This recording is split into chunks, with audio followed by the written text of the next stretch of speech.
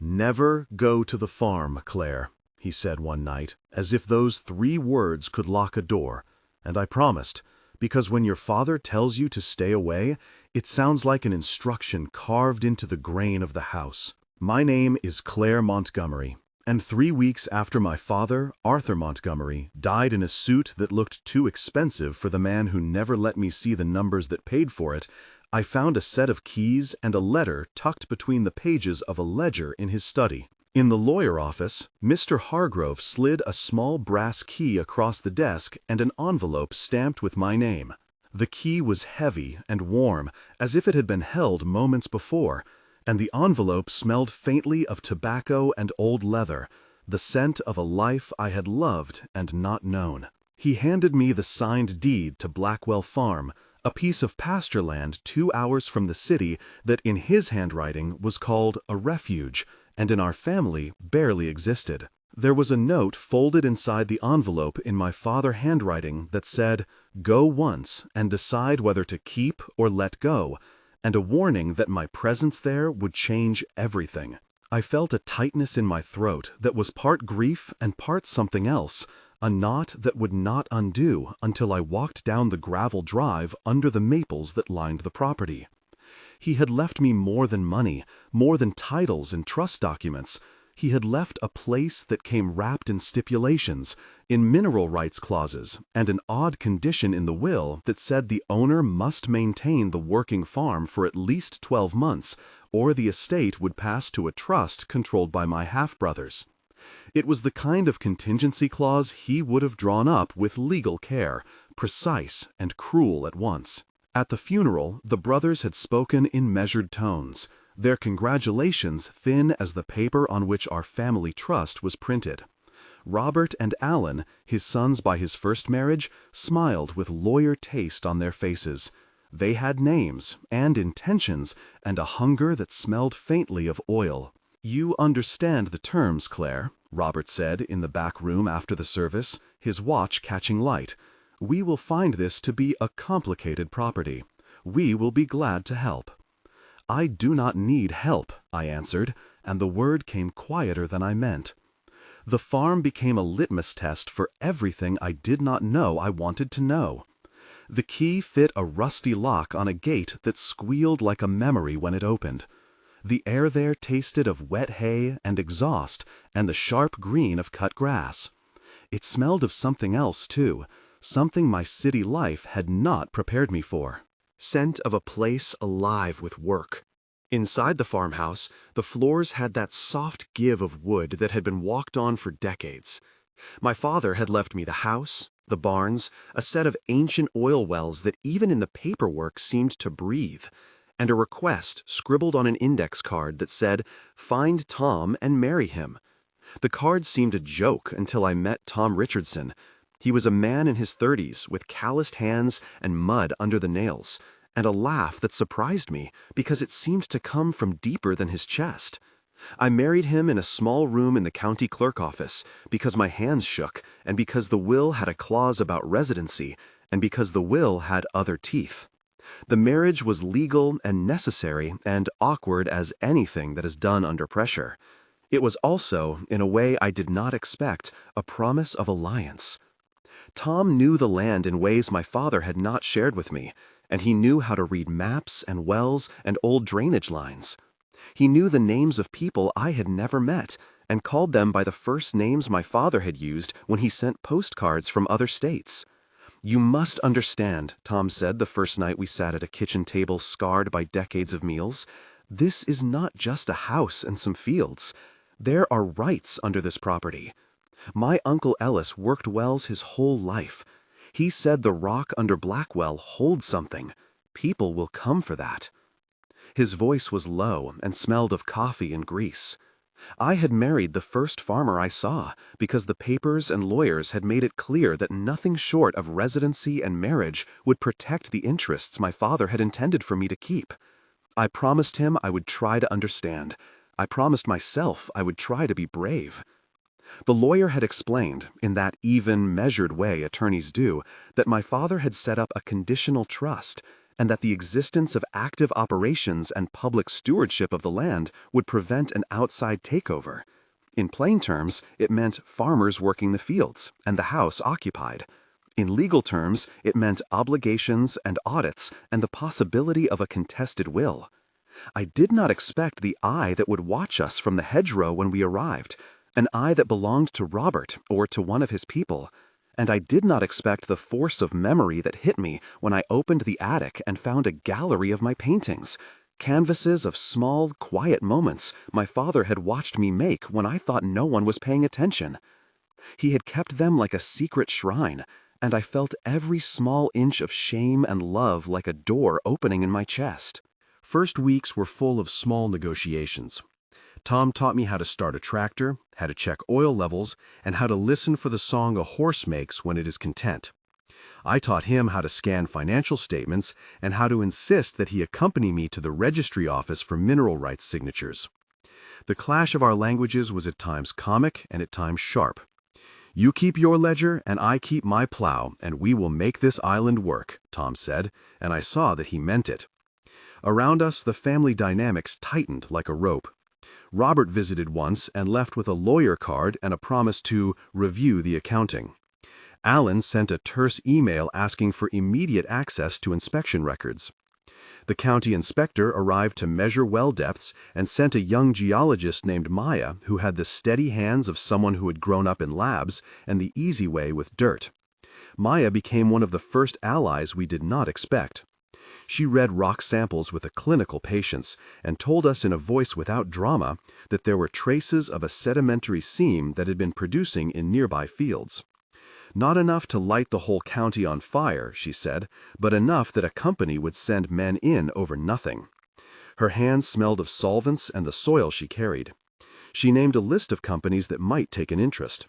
And she gave me a map with contour lines and numbers that felt like a foreign language until Tom sat with it and traced the lines with his finger like a prayer. The first big shock came in the form of video.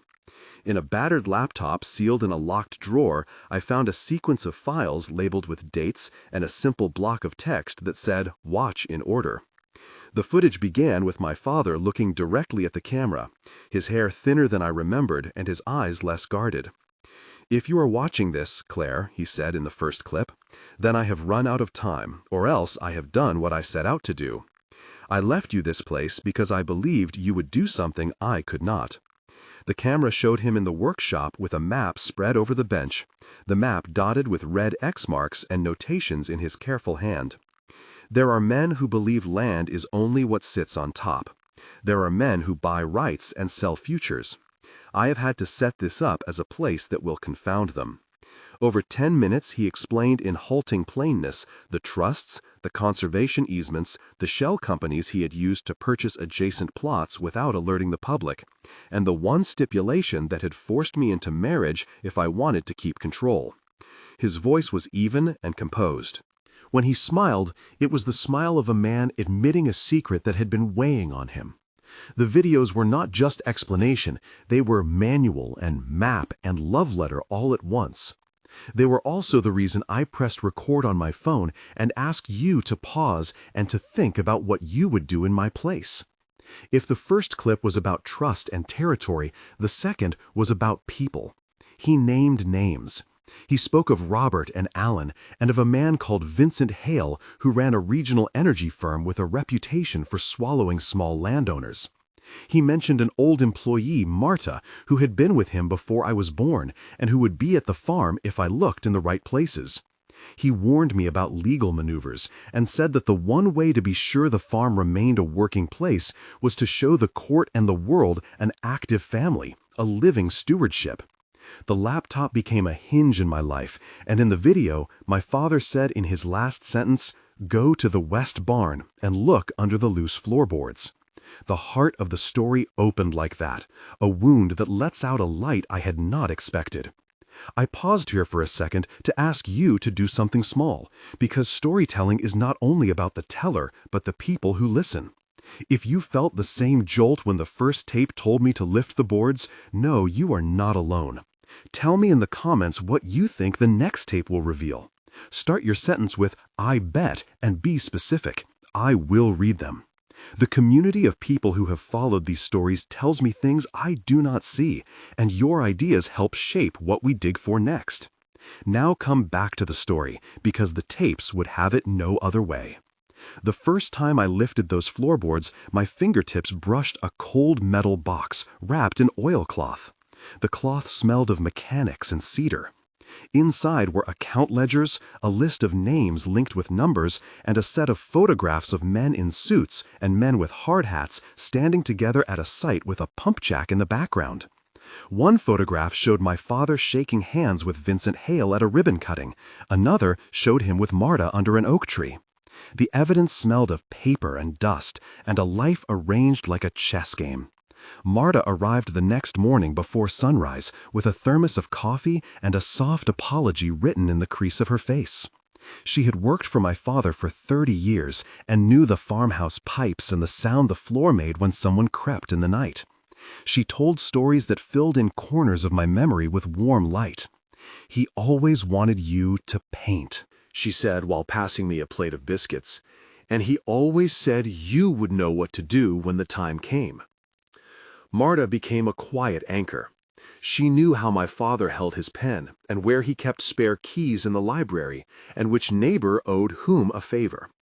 She named other people by name: Ellis, the retired driller; Jenna, the county clerk who had stamped the land papers; David, the bank manager who had been helpful in quiet ways; and Officer Ramirez, who had once come to take a report about a broken fence.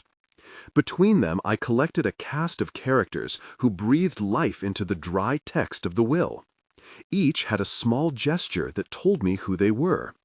Ellis smelled of diesel and carried a pocket knife that he used to point to rock formations on the map. Jenna had handwriting that curled like a vine and a habit of tapping her pen twice before she spoke. David wore a sweater that never left his shoulders and would answer questions in a voice as cautious as a bank vault. Officer Ramirez rode his horse slow and steady and had a way of reading a room like a lawyer reads a deed. As we gathered the evidence and read the ledgers, tension mounted. Robert sent a letter with the tone of a grown man who had learned to hide malice behind concern. "This is a complicated matter," he wrote in black ink, "and we must consider the best route for the estate." Alan left voicemails asking to see operations records and demanding we not make any unilateral decisions. Vincent Hale made a call that landed in my voicemail at midnight, a recorded message that said we were open to dialogue and that development meant prosperity for the county. Each message raised the stakes and made the past feel like a present danger. The first confrontation unfolded in the county hall when Robert and Alan appeared with a legal team and a local journalist who smelled of cologne and ambition. We sat across from their table, Tom and I and Marta, and my lawyer Hargrove, and the air was full of paper and the rustle of pens. "You cannot occupy forever on the basis of a single clause," one of their lawyers said, and the room hummed with the low sound of the judge's secretary typing out a record. We exchanged documents and spoken promises. There were 10 rounds of back and forth that day, each with that specific rhythm of negotiation. "We operate," said Tom, "we have employees, we pay taxes," and he put his hand on a ledger with the names of the men he had hired. "You cannot make a claim you do not intend to secure," said Robert, and he slid a report across the table that estimated the value of the mineral rights. My stomach tightened as the conversation stretched on, each phrase dropping into the room like a stone. The smell of coffee and worry filled the space. During that tribunal-like meeting, Officer Ramirez sat at the back with a plain presence, watching every exchange. He later told me that he had a bad feeling about the way Vincent Hale's company operated in other towns. The conflict deepened when we discovered the war room under the west barn, a concrete room that smelled of damp and electricity, lined with files and maps and a monitor that had once been hooked to surveillance cameras. The war room was my father's insurance policy. It held purchase agreements, emails printed out with notes in the margins, and an entire ledger of payments to people who, on paper, were contractors. The technical description of how he had structured ownership was both elegant and brazen. He had created a limited liability company that owned the rights to parts of neighboring parcels, recorded the deeds under shell names, and then placed those company interests into the trust that had my name as the beneficiary. In plain language, it meant any company wanting to take over would need to unravel multiple separate legal identities and contest the trust in court for a long time. The technical explanation a lawyer might give is that the owner used a series of nested trusts and corporate entities to create a chain of title that would require subpoenas and protracted litigation to pierce, buying time and public attention. In practice, it meant we had leverage and enemies. The war room also contained audio recordings of conversations between my father and a consultant who advised him on environmental easements. There was a video of a clandestine meeting where a man with a deep voice made thinly veiled threats about purchasing rights at any cost. It was proof that those who now approached our gate had already tried to pull strings. At this moment, our circles widened, and a number of allies stepped forward. Maya, the geologist, sent us formal analyses of core samples. She explained in clear numbers that the seams under Blackwell had a porosity of 20 to 25% and a potential yield that in certain wells could support moderate extraction. That technical explanation carried numbers and terms, but she translated them into humane phrases that everyone could understand. "This is what will make them look," she said, "but it is not a gusher. It is enough to make them invest years and money into a fight." Her explanation was calm and exact and helped us shape a defense strategy. We also brought in a conservation lawyer named Rebecca, who had a reputation for stubbornness and a laugh that smelled of citrus. She read the will and the deeds and recommended that we file for a preliminary injunction to keep developers from conducting exploratory operations while the case was sorted out. The injunction would need affidavits, proof of active operation, and documentation of intention to maintain the land as a farm. The legal procedure she described required us to show articles of incorporation for the operating entity, payroll records for hired hands, and evidence of public use such as farm stand sales or community events. Her procedural description of an injunction included the necessary filings and a rough timeline of 60 to 90 days for a hearing on preliminary measures, all of which we could expect Vincent Hale to contest. The plan took shape like a quilt stitched from small, practical acts.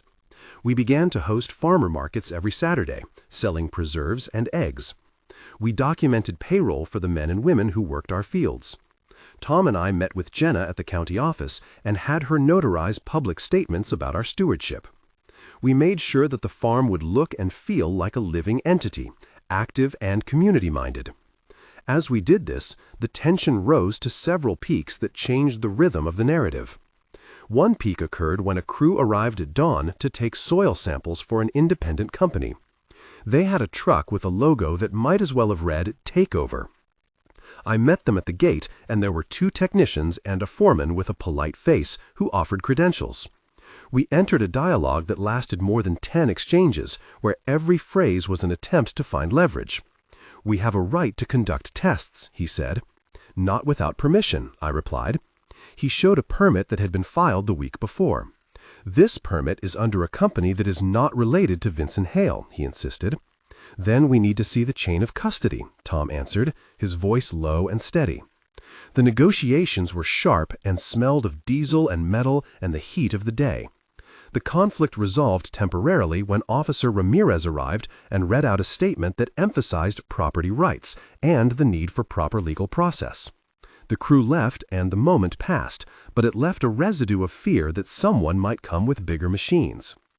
Another high point was when Robert filed a challenge to the trust alleging undue influence. It was a legal strike meant to unsettle us. The courtroom scene had at least 10 rounds of crosstalk between counsel, and at its center stood Hargrove and Rebecca, who argued that the trust had been properly executed with witnesses and that my father had been of sound mind. The judge listened with an expression that was at once bored and devout. At one point, Robert stood and said in a voice that sounded like it had been taught by an etiquette manual that my father had manipulated the estate for personal reasons and that the farm was a slick play to hide assets. My father left me a map, I wanted to say, but instead I produced the videos and the ledgers and the photographs. The court heard the tapes. The listening was heavy and the room smelled of old wood and the plaintiff's breath. The third moment of high tension came with a late-night break-in.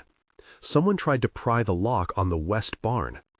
The morning revealed marks on the wood and a scuffed patch of earth beneath the window. We found footprints that did not match boots we owned. A neighbor named Pete came by, a retired farmer who kept chickens and a conspiratorial eye, and he said he had seen a truck speed away toward the highway at 4 in the morning. The sight made the danger intimate, like a shadow in your bedroom. That night, Tom sat across from me at the kitchen table, and we traded a long conversation of 10 exchanges about what it meant to be afraid and still to go on. "We can leave," he said. "We can sell or abandon the place." "Then he wins," I answered. "Then what did he leave this for if not to be defended?" We decided to sleep with the light on and to install motion sensors. We started to document everything with cameras and to back up files into encrypted drives stored off-site with David at the bank. The conflict boiled into a final crescendo at a public meeting where Vincent Hale representatives and my brothers attempted to force a compromise that would hand most of the mineral rights to a holding company and leave me with a nominal title and a small operating fund. The room was full, the air heavy with the smell of coffee and the damp of nervous hands. We had prepared for this meeting by bringing in Maya, Rebecca, Marta, and Ellis, and we had evidence printed and bound. The exchange at the meeting was intense and lasted for more than an hour, with at least 12 direct exchanges. Vincent Hale's man, Thomas Blake, spoke first, offering a buyout that sounded generous in numbers and poor in promises. "We will invest," he said, "and the community will benefit." Rebecca stood and read from environmental impact assessments and from letters signed by the community and by farmers who would be affected by exploratory drilling. "This farm is not just a place for profit," she said. "This is a living landscape. The conditional trust was set up to protect that."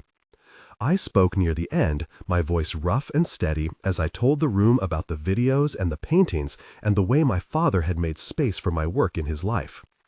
Tears gathered near the edges of my eyes when Marta stood and told the room of my father's consistent generosity to workers who had been overlooked by other employers. In the end, the phrases and the documents and the constant presence of residents who loved the land made a difference. The company representatives left with a promise to consider community-based projects, and Robert and Alan accepted a mediated agreement that left the operating rights to the trust, provided we maintained active control. Farming operations for a specified period and allowed for an independent audit. The victory was blunt and imperfect, and it felt like a clean cut and a scar at once. The legal resolution had practical consequences. We signed an agreement that included a community stewardship fund seeded by a modest payment and a requirement that exploration would not begin for 18 months without community consent. Vincent Hale kept some options open, and he kept a foot in the door at the negotiation table, but the immediate threat receded. The war room remained open, and we placed copies of the evidence with David at the bank and with Officer Ramirez for safekeeping. The aftermath was not a tidy end, but a beginning that required work. The months that followed reshaped my life in small and large ways. The first month after the agreement crept into routine. We repaired fences and repainted the west barn, painting it a deep red that glowed at dusk like a cliff of warmth. Tom and I began hosting workshops on sustainable practices and sold jars of preserves at the Saturday market.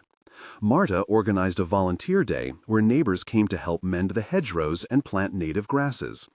Financially, we reorganized under Rebecca's guidance so the trust papers matched our reality, and David arranged a line of credit for operating costs.